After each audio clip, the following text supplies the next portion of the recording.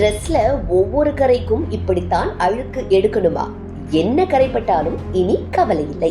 ட்ரெஸ்ல ஒரு கரைப்பட்டாலே நம்ம மனசு உடனே பதற ஆரம்பிச்சிடும். இது இனிமே போட முடியாதோ, புது ட்ரெஸ் போச்சா அப்படின்னு நினைச்சுக்கிட்டே உடனே சோப்பு பிரஷ் எடுத்து தேக்க ஆரம்பிச்சிடுவோம்.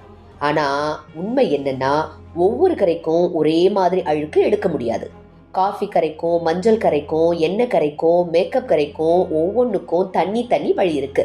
அந்த வழி மட்டும் தெரிஞ்சா என்ன கரைப்பட்டாலும் இனி நோ கவலை. பெரும்பாலான வீடுகளில் நடக்கிற முதல் தவறு கரைப்பட்ட உடனே சோப்பு எடுத்து தேய்க்கிறது. இது கரையை அகற்றுவதற்கு உதவாததோடு துணியின் நார் உள்ளுக்குள்ள கரையை தள்ளிவிடும்.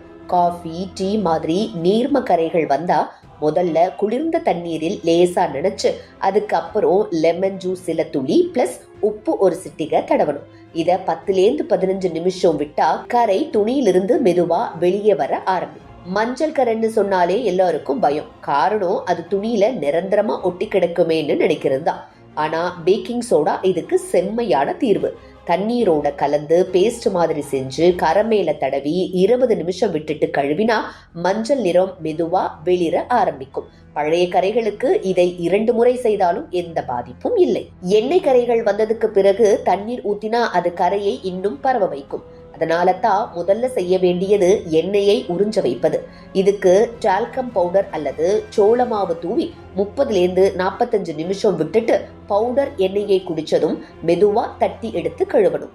இந்த ஸ்டெப் பண்ணாததால தான் பல ட்ரெஸ்ஸுகள்ல நிரந்தர கரையோட அலமாரிக்குள்ள போயிடும். மேக்கப் கரைகள் வந்தா அவை சோப்பால போகாது. அதற்கு காரணம் மேக்கப் பொருட்கள் எண்ணெய் அடிப்படையில தயாரிக்கப்படுறதுதான். அதனால தான் மேக்கப் ரிமூவல் அல்லது மிச்சல்லர் வாட்டர் தான் சரியான தேர்வு. காட்டன் துணியில் எடுத்து தேய்க்காம தட்டி அழுத்தணும். இதனால கரை துணியிலிருந்து மெதுவா வெளியே வர ஆரம்பிக்கும். சட்டை கைகளில் மஞ்சள் தழும்பு, கழுத்து ஓரம் கருமை மாதிரி மாறுறது, இதெல்லாம் வியர்வை கரையலால வர்ற பிரச்சனைகள். வினிகர் பிளஸ் தண்ணீர் சம அளவுல எடுத்துக்கிட்டு கரை இருக்கும் இடத்துல தடவி 20-30 நிமிஷம் விட்டுட்டு கழுவினா கரை மெதுவா குறையும்.